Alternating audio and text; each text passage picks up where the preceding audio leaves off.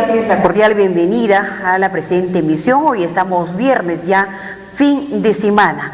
Y como estamos fin de semana, tenemos una grata sorpresa para todos nuestros amables televidentes. Sabemos de cómo está nuestra ciudad imperial de Cusco, todo movido con las protestas de nuestros maestros. Y por cierto, también este problema que viene desde el Ejecutivo, ¿no?, declarar en emergencia nuestra ciudad, claro, algunos distritos desde luego, pero que esto ha inervado, ¿no?, ha inervado a los profesores para que estén precisamente ahora postrados en las arterias céntricas de nuestra ciudad, que por cierto esto crea pues estrés también en la población. Para contrarrestar todo ello, amables televidentes, el día de hoy tenemos un invitado de lujo. Se trata del señor Után Modenes, quien está precisamente arribando a nuestra ciudad imperial de Cusco desde España para estar presente en este evento internacional que se realiza en Cusco este 1 de agosto, el Encuentro de los Magos. Durante estos días hemos estado invitándoles a ustedes y hoy precisamente tenemos ya en el set al director con quien vamos a conversar sobre este tema y de repente profundizar un poco más. Él es profesor de yoga, profesor de danza creativa, director de la Fundación Asia Kira. Es una ayuda social de proyección en la India, un trabajo arduo que ha venido cumpliendo, ¿no?, durante estos años. Vamos a darle la bienvenida. Muy buenas tardes, profesor. Hola, buenas tardes. Buenas tardes. Sabemos que usted hace 2 días arribó a nuestra ciudad imperial de Cusco y próximamente estaremos también recibiendo la visita de muchos ciudadanos del mundo para que participen precisamente en este evento cultural, el Encuentro de los Magos. Bien, amables televidentes, también darle la bienvenida a Rubén, quien es el coordinador precisamente de estos eventos que se viene realizando. Muy buenas tardes, Rubén. ¿Cómo estás, Marlene? Gracias por la invitación. Hoy tenemos la grata presencia precisamente del director de Camino 4, hoy para poder dialogar ampliamente y para que nuestros amables televidentes también conozcan un poco del trabajo que se viene realizando. Bien, quisiéramos iniciar preguntándole a usted. Usted es director de varias, digamos así, instituciones en las cuales ha venido elaborando. Usted es de España, ¿no? ¿Cuántos años, por ejemplo, viene trabajando en este tema que nos interesa, este tema social en la India, en la ayuda, en esa fundación, en la ayuda a los niños, básicamente? Bien, mi recorrido comenzó cuando tenía 15 años. Digamos que tuve una adolescencia asfixiante, no por, digamos, por el tema familiar o social, sino más bien una presión interna. Era algo así como que no me gustaba la forma de vida o no me gustaba lo que veía. Entonces había una presión interna que hizo que a los 15 años comenzara a trabajar con meditación. A los 18 años ya era profesor de yoga y comencé a conocer el trabajo de Gurdjieff, que de alguna forma ha sido mi camino, porque una vez de conocerlo, una vez de haber trabajado con las danzas sagradas, que son el elemento principal de la enseñanza de Gurdjieff, a partir de ahí todo cambió y digamos de ese bagaje fue de donde partió también la necesidad de compartirlo. El trabajo con la Fundación Asia Kira, que trabaja con la infancia desfavorecida de India, de alguna forma es también el reflejo de este trabajo interior. Sería algo así como cuando uno va despertando y se va desarrollando el centro emocional de una manera correcta, lo único que se desea es servir. Y a partir de ahí no hay nada más hermoso que dar servicio a la infancia desfavorecida, y India es el país donde más millones de niños hay en la calle. Entonces sería algo así como, por un lado, trabajar lo espiritual para que el servicio sea lo más impecable posible. ¿Cuál es la realidad de este país, de la India? ¿Cuánto tiempo usted ha laborado allá? ¿Cuál es su experiencia? ¿Qué nos podría contar para nuestros amables televidentes? Bien, yo comencé a ir a India cuando tenía 18 años, porque al estar relacionado con el yoga, de alguna forma India es la cuna, es la fuente del yoga. Entonces comencé a viajar y bueno, India siempre tiene un impacto, o se suele decir que o te enamora o no vuelves nunca más. A mí digamos, me enamoró. La cuestión de India es que cuando uno va y comienza a profundizar en la vida y en la situación de India, es muy difícil estar viajando como turista y no hacer algo por esa situación. Entonces, hace 10 años, junto con una compañera mía, decidimos crear la Fundación Asha Kiran y tenemos varios proyectos como casas de acogida, centros de día para los hijos de los trabajadores de la construcción, guarderías, y de alguna forma estamos haciendo un trabajo intenso en pos de aportar oportunidades para la infancia desfavorecida. Importante realmente este trabajo de proyección social. Imagínense ustedes, siendo un adolescente, tener ese tipo de inquietud por querer aportar, de querer servir a nuestra sociedad. De repente hay muchos seres humanos que no nos sentimos bien acorde, como decíamos y conversábamos detrás de SED, decíamos de que parecemos pues peces fuera del agua, no nos sentimos bien con todo lo que nos rodea, la convulsión social, la injusticia, la desigualdad. Esto le ha movido a ustedes para ir a trabajar precisamente a este país. En principio, Perú es un buen lugar para despertar conciencias. Hay mucho interés por lo espiritual. Digamos que los habitantes de Perú están muy enraizados en lo religioso y de alguna forma ahora hay una transición entre lo religioso que ha sido, por ejemplo, el catolicismo, hacia la religiosidad, que sería un elemento más profundo, y que quizás hay muchas personas que no lo encuentran en la religión así al uso y que necesitan de una aportación mucho más genuina. Entonces, mi experiencia con Perú y con los grupos que venimos trabajando en Lima y en Cusco es que hay mucha aspiración, hay mucho deseo de conocimiento y se está desarrollando de forma hermosa. Por otro lado, también hay que decir que no es fácil pasar de ese concepto de religión al uso hacia un concepto de religiosidad donde hay una mayor implicación, donde se mueven diferentes elementos, que no es simplemente rezar, sino que tiene un movimiento mucho más activo, social, mucho más profundo. También, amables televidentes, estamos con un colega nuestro, Rubén. Con Rubén precisamente queremos compartir este diálogo, esta conversación. Rubén, no sé qué inquietudes tengas aquí para el director precisamente de Camino 4. Bueno, sí, es interesante ver cómo el teatro puede también ser un vehículo de desarrollo interior, ¿no? ¿Nos podrías explicar un poco acerca del teatro y la danza, cómo es que se integran y cómo ayudan a esto?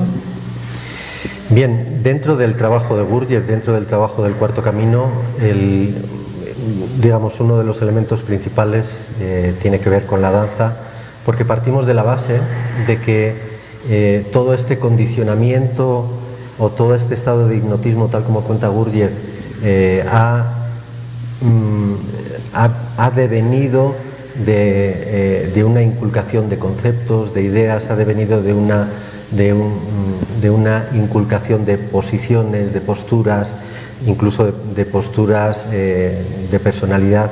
Entonces, a través de la danza y a través del teatro, lo que hacemos es incluir nuevas ideas, incluir nuevas posturas, incluir nuevas personalidades que de alguna forma nos lleven a algo que es genuino. O sea, Gurdjieff habla de que el ser humano es una multiplicidad de yoes, de que no hay una identidad estable, sino que transitamos de una pequeña personalidad a otra sin que haya, un centro de gravedad. Entonces, a través del teatro jugamos con diferentes personalidades, a través de las danzas lo que hacemos es venir hacia la construcción o la creación de ese centro de gravedad que es importante.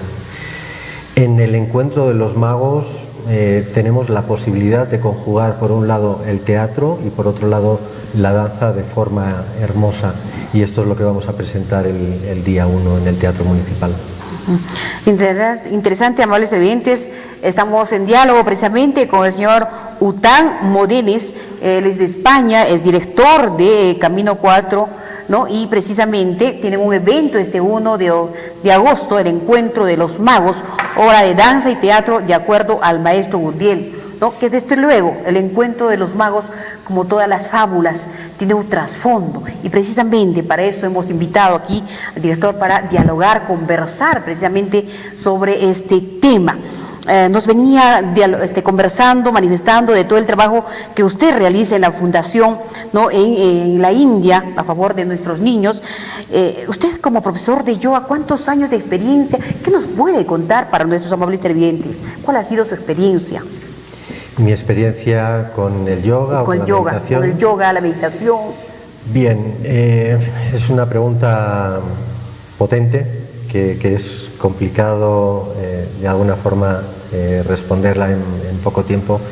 En principio, el trabajo de Gurdjieff, que es donde yo estoy enmarcado y lo que estoy compartiendo, la premisa del trabajo de Gurdjieff, que fue un maestro que vivió en el siglo pasado, es que el ser humano está dormido, está totalmente inconsciente y totalmente inmerso en Tenemos lo que él llamaba, chispas de conciencia a veces. Sí, bueno, inmerso en un estado de hipnotismo. Entonces, a partir de ahí, el cuarto camino lo que hace es servir de espejo para que podamos comprender cuál es nuestra situación, porque es muy fácil creer que sí, vale, aceptar la idea de que estamos dormidos, pero es más difícil ver cómo se refleja o cómo se expresa en nosotros este estado de sueño. Entonces, por un lado, el cuarto camino de Gurdjieff sirve de espejo donde nos podemos ver y donde podemos constatar este estado de sueño, y por otro lado nos da la oportunidad de salir de ahí. Entonces, a partir de esta premisa, la obra del Encuentro de los Magos, que está basada en su ballet, en el ballet de Gurdjieff llamado La lucha de los magos, nosotros le hemos llamado El Encuentro de los Magos, Gurdjieff le llamó La lucha de los magos, lo que describe es las relaciones entre un maestro espiritual y sus alumnos, tal como se practicaban en la antigüedad. Entonces, la acción se desarrolla en el mundo espiritual de Oriente Medio, y de alguna forma está entremezclando la vida cotidiana y un paisaje religioso de tipo diverso. Los diferentes personajes de la obra del Encuentro de los Magos son Gafar, que por un lado es una persona no demasiado religiosa que se enamora de manera enfermiza de Zeinat, que es la alumna de un mago blanco. Entonces, a partir de ahí, toda la acción tiene que ver con los esfuerzos que tiene que hacer el mago blanco por deshipnotizar a Zeinat del hipnotismo que un mago negro ha hecho, o sea, magia negra ha hecho sobre ella, para que caiga en los brazos de Gafar. Y bueno, pues sería, digamos, el punto crucial de la obra sería el contraste que por un lado refleja el mundo de los seres dormidos, tal como lo llama Gurdjieff, y por otro lado los esfuerzos que un grupo espiritual tiene que hacer para despertar. En todo caso, este encuentro de los magos, ¿por qué este título? Nos preguntaban algunos televidentes, ¿por qué este título, el encuentro de los magos, precisamente? Bien, toda la enseñanza de Gurdjieff tiene que ver con la ley de tres, o sea, hay dos leyes, la ley de tres y la ley de siete. En principio, la ley de tres es que hay tres fuerzas en todo evento, hay tres fuerzas, hay un encuentro de tres fuerzas, una fuerza que afirma, una fuerza que niega y una fuerza que equilibra. Entonces, el encuentro de los magos tiene que ver con esta fuerza que afirma, o una fuerza del bien, una fuerza que niega, una fuerza del mal, podríamos llamarle, y cómo a partir de ahí, según cómo se equilibra esas dos fuerzas, puede resultar de un evento que refuerce el sueño, o puede resultar en un evento que despierte de este sueño. Entonces, el encuentro de los magos, la obra del Encuentro de los Magos tiene que ver con este encuentro de fuerzas. En realidad sería el encuentro de fuerzas, y cómo al final hay una apoteosis de luz, por decirlo de alguna forma. Sí, Rubén, decías. Sí, esta lucha que se habla de los magos, tanto del bando negro, del bando blanco, ¿eso refleja una lucha interior también que llevamos todos nosotros? Totalmente. Tú que eres alumno de este trabajo, de alguna forma seguramente has tenido la experiencia que durante las clases, durante el proceso de trabajo con los movimientos, por ejemplo, digamos, estamos creando una atmósfera de lucha, pero de una lucha diferente, que no es la lucha ordinaria de la calle, sino que es una lucha diferente, en el que por un lado se expone una dirección que va a favor del despertar, y por otro lado está toda esa resistencia de la mecanicidad y del hipnotismo, que lo que intenta es perpetuarse. Entonces, por un lado tenemos una dirección hacia la luz, hacia el despertar, y por otro lado tenemos toda esa masa mecánica, hipnótica y condicionada que intenta perpetuarse continuamente, y que, digamos, esta lucha es importante. A partir de ahí, claro, es necesario saber cómo vamos a tener que equilibrar esa lucha entre el sí y el no. Entonces podríamos manifestar que a través de Camino 4, ¿no?, que se trabaja dentro de ello para el despertar del ser humano, ¿no?, que llega a un punto de equilibrio. Decir equilibrio, bueno, es... Entre la fuerza, entre las dos fuerzas. Sí, de alguna forma lo que sucede es que hay una alimentación, o sea, el equilibrio en base o hacia la alimentación de la esencia. Partimos de la base de que somos personalidad y somos esencia. Nacemos como esencia y todo este conglomerado social va creando una personalidad alrededor nuestra. El estado de hipnotismo sería esta identificación y este entretenimiento con nuestra personalidad, negando o totalmente inconscientes e ignorantes de esta otra realidad que es esencial. Entonces, a través de esta lucha consciente entre el sí y el no, lo que hacemos es dirigir que esa tercera fuerza que equilibra vaya hacia el despertar, digamos, la recuperación de la esencia. Entonces sería una peregrinación desde la personalidad a la esencia. Aquí la dificultad es que, como todos nos creemos que somos personalidad, es muy difícil hablar de esencia, o es muy difícil descubrir cuáles son los signos de la esencia. Estamos inmersos en este estado de hipnotismo, que además está bien apoyado por todo el engranaje social. No tenemos más que ir a un centro comercial para olvidarnos del drama de no saber quiénes somos. Entonces, cuando hablamos de hipnotismo, cuando hablamos del sueño, no es simplemente una idea, sino que es necesario comprender cómo se expresa y cómo nosotros estamos inmersos en ello. Sí, justo quería tocar el tema de la danza sagrada. He visto que los movimientos son muy definidos, muy marcados, y que es un lenguaje también, ¿no?, como lo dice Gurdjieff. Quería saber si eso trabaja con algunos arquetipos y si eso también ayuda a modificar interiormente a las personas. Hablamos de danza sagrada, y generalmente las personas que llegan por primera vez a ver cómo es una danza sagrada, digamos, vienen con la idea de danza, en el que hay toda una expresión concreta, o vienen con la idea de sagrado, en el que parece que va a haber, bueno, pues todo lo que entendemos por sagrado, ¿no? Digamos, la danza sagrada de Gurdjieff no entra dentro del concepto de danza ni de sagrado, sino que son coreografías muy concretas, con movimientos a veces muy lineales, en el que hay una secuencia de posiciones y de posturas que a veces son difíciles de memorizar, y que de alguna forma nos llaman al despertar de la inteligencia intelectual, de la inteligencia emocional y de la inteligencia física. No se pueden realizar las danzas desde un estado ordinario, sino que se debe acrecentar la atención, desarrollar la atención para encontrar la precisión, para encontrar el recuerdo necesario.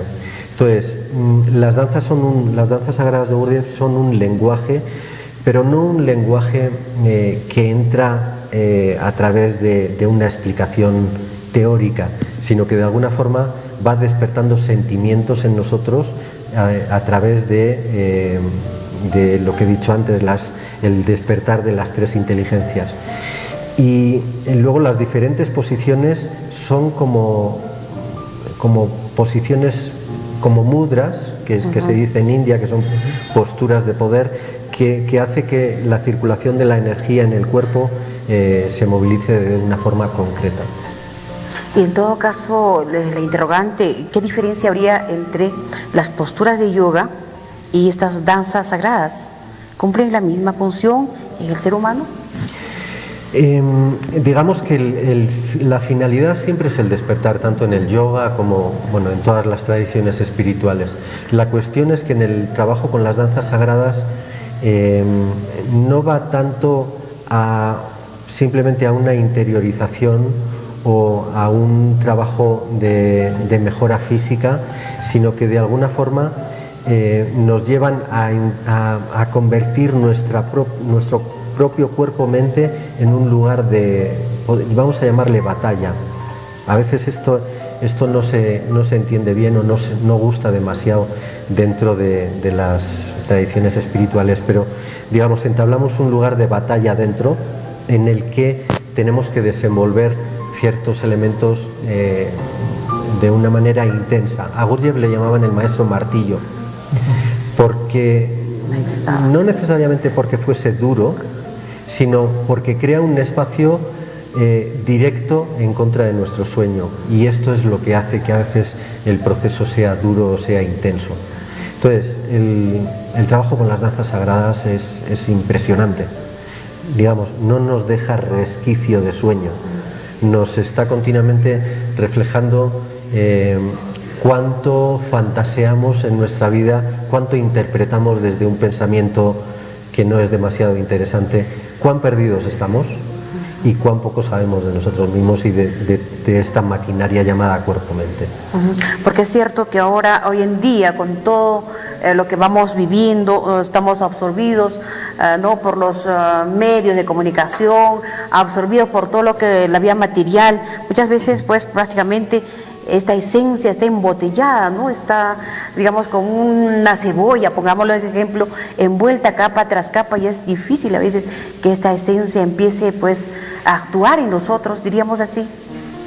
Desde pequeños se nos ha dicho que tenemos un nombre, que tenemos unas cualidades, que somos así, que somos asao, que nos parecemos a nuestros padres, y en todo este cúmulo de opiniones que nos han ido dando desde fuera, hemos ido olvidando realmente quiénes somos, hemos ido olvidando el contacto con nuestra propia realidad. Nos hemos creído que somos ese nombre, nos hemos creído que somos este cuerpo, nos hemos creído que somos esas cualidades, porque hemos confiado en nuestros educadores y en nuestros padres, por supuesto.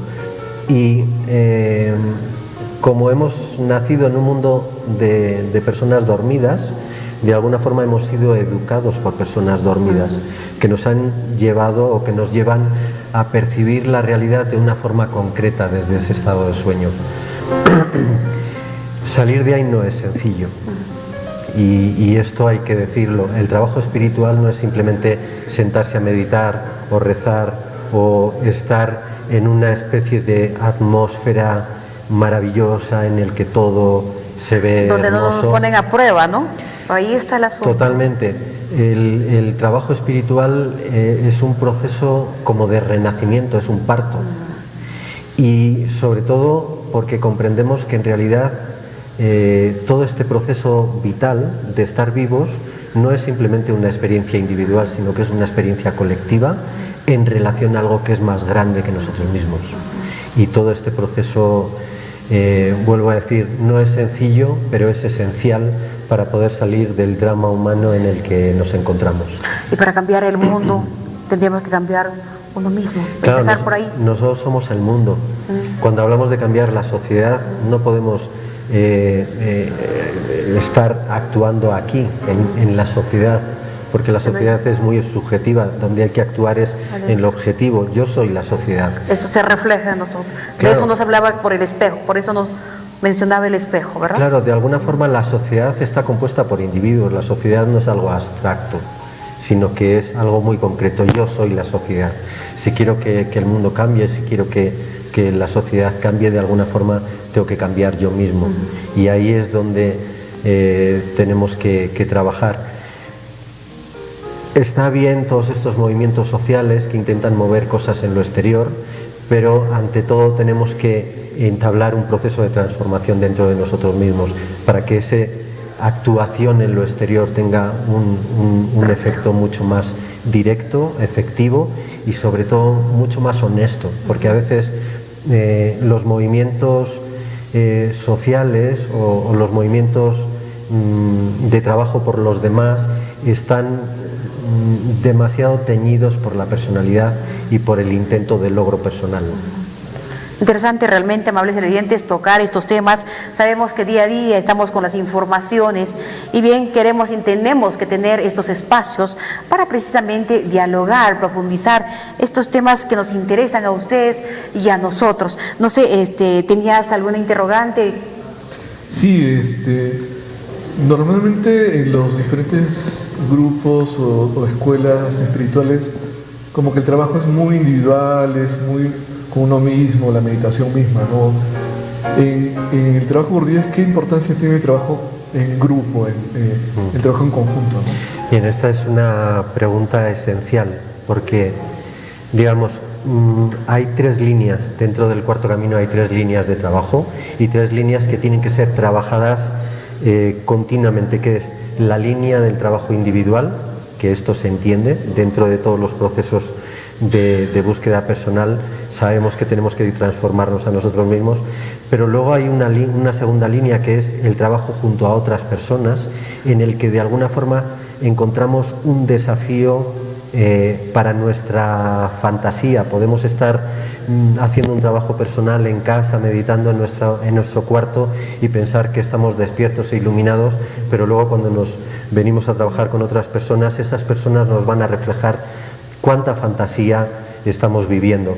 Y luego hay una tercera línea, que es quizás el colofón del trabajo con la primera y la segunda, en el que trabajamos para algo superior a nosotros mismos. Nosotros le llamamos el trabajo, que objetiviza algo que es muy grande y que con esta mente pequeñita a veces es difícil comprenderlo, pero en realidad la tercera línea de trabajo sería el trabajar para algo que es superior. Y estas tres líneas son importantes. En pocos procesos o trabajos personales se habla de la necesidad de estar trabajando en estas tres diferentes líneas, y quizás eso es lo más complicado. Trabajar personalmente tiene su complicación, pero trabajar junto a otras personas crea un mundo de batallas impresionantes, de competencias, de deshonestidad, y ya el comprender que mi trabajo tiene que ir enfocado hacia algo que es superior se nos escapa de esta mente pequeñita. En todo caso, en Camino 4 trabajamos tres etapas. 1, individual, en lo personal. 2, ¿no?, con el colectivo, con el grupo, que es lo más difícil quizás, ¿no?, que es lo más difícil. Y lo tercero, ¿no?, la evolución. Trabajamos para una tercera, que es la evolución, a donde debemos volver, claro, de donde salimos un día. Digamos que hay algo que nos engloba, no estamos aquí simplemente por accidente o en un sinsentido, sino que hay una inteligencia superior, que en otros momentos le han llamado Dios, le llaman divinidad. Hay una inteligencia superior que nos engloba y que es necesario estar en contacto con ella, ser un reflejo de esto en realidad, porque nosotros no estamos aquí para ser un reflejo de nuestra personalidad, sino estamos aquí para ser un reflejo o una transparencia de eso que es superior, que de alguna forma es nuestra fuente y que de alguna forma es a donde vamos a volver cuando dejemos el cuerpo. La cuestión es qué vamos a hacer o qué hacemos en este tránsito físico. Sabemos que nuestra fuente es esta inteligencia superior, sabemos que nuestro destino es esta inteligencia superior. ¿Qué hacemos para recordar en esta transición física que debemos de ser un reflejo de eso superior y no simplemente entrar en estas luchas de personalidad? Tal como dice Gurdjieff, hay un estado de olvido, y ese es el estado de hipnotismo, y todo el proceso tiene que ver con el recordarnos, y este recordarnos no es recordar mi personalidad, sino es recordar mi naturaleza existencial o oceánica. Porque ese es un paso de la vida, solamente estamos de paso por esa vida, nuestra esencia es eterna. Totalmente, esto es simplemente un proceso temporal físico. La cuestión es cómo podemos recuperar durante esta transición física nuestra naturaleza eterna. Esta es la lucha y esta es la dificultad en la que nos encontramos los seres humanos. Estamos inmersos en una vivencia física temporal, olvidando nuestra naturaleza eterna. Y todo proceso espiritual tiene que ver con hacernos recordar que estamos en un proceso físico, pero que no debemos de desconectarnos de nuestra naturaleza eterna. Interesante realmente, amables televidentes, hablar de ello nos llevarían horas de repente para poder dialogar, conversar sobre este tema. No, todo lo que encierra, amables televidentes, este evento que se va a llevar a cabo en el Teatro Municipal del Cusco este 1 de agosto, el Encuentro de los Magos a las 7:30 p.m. Este 1 de agosto, no olvide, el ingreso es simbólico. Una suma simbólica que usted va a agotar solo 29 soles, que estarán viniendo aproximadamente más de 90 personas de todo el planeta, de diferentes puntos, para precisamente estar en este evento, participar activamente. Nos decías, Rubén, algo más que quieras preguntar. Sí, estaba reflexionando en el tema del trabajo interior. Mayormente uno piensa que con la parte intelectual o con una actitud devocional uno puede conseguir una conexión espiritual, pero ¿cómo es que el cuerpo puede ser un instrumento para un trabajo interior, para un desarrollo interior? El cuerpo es un elemento maravilloso. Toda esta fisicalidad es un elemento maravilloso. Aquí es donde tenemos que encontrar el significado de... Sería algo así como si el océano o esta inteligencia superior se hubiera dividido en millones de cuerpitos que en ese proceso de encarnación en lo físico se hubiesen olvidado de su naturaleza existencial u oceánica y se hubiesen confundido con esta pequeñez, o sea, con este cuerpito, con este nombrecito, con esta cosita, ¿no? Entonces, todo este proceso físico en el cuerpo es una gran oportunidad de ampliación de la conciencia, es una gran oportunidad para, de alguna forma, hacer, como a nosotros nos gusta decir, que la armonía sea consciente. Todo está en armonía, pero es una armonía que podríamos decir inconsciente, digamos, el resto de los animales o las plantas todo vive en armonía, pero es una armonía que no se autocuestiona. En el ser humano lo desafiante y lo maravilloso es que vivimos en armonía, pero es una armonía cuestionada, y a partir de ahí comienza todo un proceso maravilloso en el que podemos comprender que somos armonía, que somos océano, y de una manera consciente, no como el resto de los seres vivos.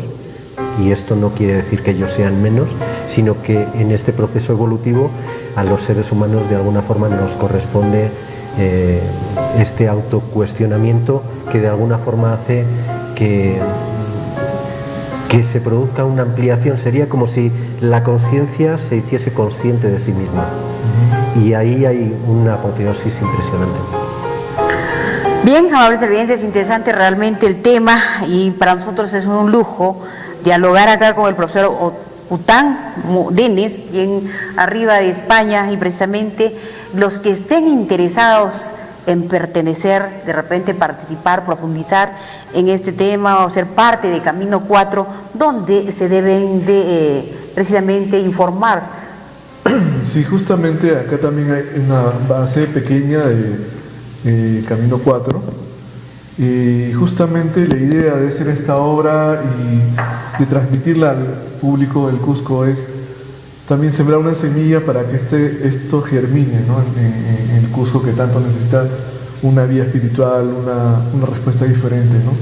Entonces hay unos teléfonos donde la gente que esté interesada en esto pueden llamar, que son el 984-277-240 o el 985-649-776. Bien, en todo caso, no sé, algo más que usted quiera manifestar. Bien, el día 1 de agosto a las 7:30 en la obra del Encuentro de los Magos vamos a estar más de 90 actrices, actores, bailarines, bailarinas. Es un desafío para nosotros el montaje de esta obra y, por supuesto, queremos llenar el teatro, no solamente simplemente por llenarlo y ya, sino para que de alguna forma haya esta transmisión entre lo que va a suceder en el escenario y las personas que van a recibir. Los espectadores, nosotros no queremos simplemente personas que vengan a vernos, sino personas que de alguna forma participen con su permeabilidad y se produzca esta transmisión.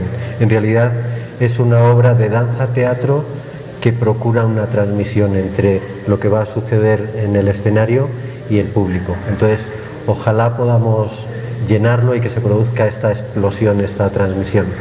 Muchísimas gracias por estar aquí. Placer. Cuando guste, es de su casa, por favor. Bien, Sí, agradecerle a usted. Sí, acotar adelante, por una favor. última cosa, que el recordarles que el punto de venta es la librería SBS, que está en la avenida El Sol 864, y el teléfono es el 248-106.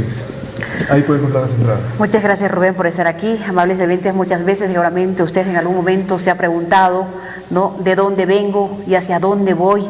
Como seres humanos aquí no solamente nacimos, crecemos, de repente reproducimos y luego morimos, no, o nos vamos, o partimos de aquí, de esta vida física. No, hay algo más. Entonces, si usted desea profundizar algo más, conocer algo más, ahí está precisamente, que quieren aquí en Cusco sembrar estas semillas en 4 caminos. Mayores informes les está dando precisamente Rubén. Puede repetirnos los teléfonos para que las personas interesadas puedan llamar, coordinar. Claro, hay una página web que se llama www.camino4.es. Ahí pueden encontrar toda la información del cuarto camino. Y acá, a nivel local, pueden llamar al 984-277-240 o al 985-649-776. Bien, muchísimas gracias a ustedes. En todo caso, reiteramos la invitación a ustedes. Nos vemos este 1 de agosto en el Teatro Municipal a las 7:30 en punto, en el Encuentro de los Magos, en este gran escenario de la vida. Siempre estamos en la lucha constante entre lo blanco, lo negro, esta polaridad, ¿no?, esta dualidad. Muchísimas gracias. Bien, amables televidentes, vamos a la pausa y retornamos con lo último que nos queda aquí en Libre Expresión.